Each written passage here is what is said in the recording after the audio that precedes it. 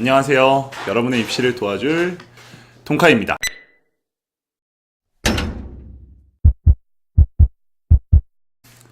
오늘은 서강대학교 수시 전형에 대해서 함께 살펴볼 건데요. 올해 모집 요강 계획안인 2020학년도 계획안을 함께 살펴보시죠. 처음으로 살펴볼 전형은 학생부 종합전형 중에서도 종합형이라고 불리는 전형이거든요.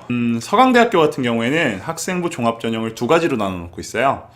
첫 번째는 종합형, 그리고 두 번째는 학업형입니다. 근데 이 종합형과 학업형의 평가 기준이 거의 동일합니다. 이 두 가지 학생부 종합전형은요, 수능 최저 기준이 없고요, 면접도 없습니다. 서강대학교 종합전형을 쓰실 분들이라면 수능 최저 기준도 신경 쓰실 필요가 없고 면접도 준비하실 필요가 없습니다.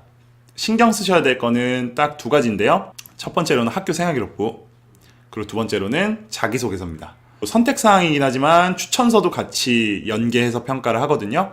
서강대학교 종합전형을 쓰실 분들이라면은 세 가지의 서류에 굉장히 큰 신경을 쓰시라고 말씀을 드리고 싶네요. 각각의 모집 인원을 보자면 종합형 같은 경우에는 423명을 선발하고요.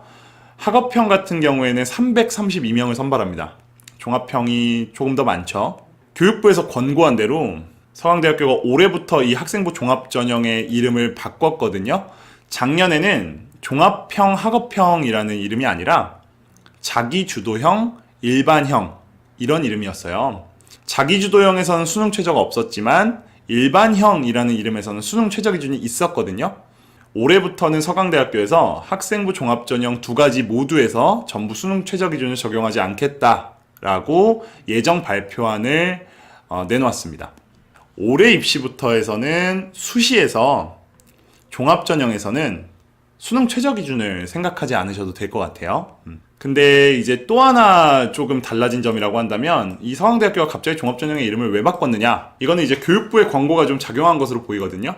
교육부가 이제 수시 간소화를 대학들에 주문하면서 각 전형들의 이름이 너무 복잡하니까 한눈에 좀 의미가 파악될 수 있도록 입시 전형의 이름을 직관적으로 바꿀 것을 좀 주문을 했었어요. 이에 맞춰서 서강대학교는 의도를 반영을 해서 각각 종합형, 학업형이라는 이름으로 재편성을 좀 한 것으로 비춰지고요. 이름에서도 좀 알 수 있듯이 종합형 같은 경우에는 활동의 우수성을 조금 더 초점을 맞춰서 보겠다라는 전형이고요.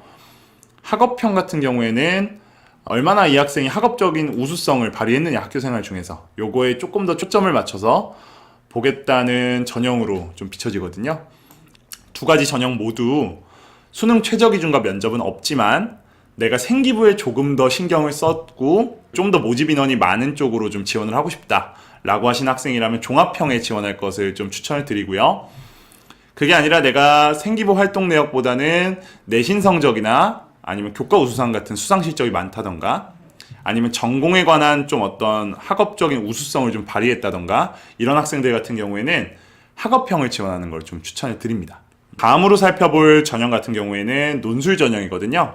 논술 전형은 총 235명을 선발을 하고요. 논술 전형은 종합 전형과 달리 수능 최저 기준을 반영을 합니다. 인문계열, 자연계열 따로 나눠서 반영하지 않고요. 그냥 전 계열 수능 최저 기준이 동일합니다. 모든 학과에서요.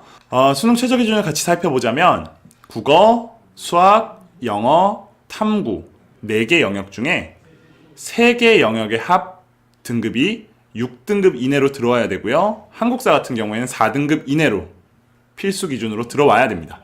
탐구 영역 같은 경우에는 2과목을 반드시 응시는 해야 하지만 상위 1과목을 반영하기 때문에 수능 최저 기준에 대한 부담이 조금 덜하다고 볼 수 있죠.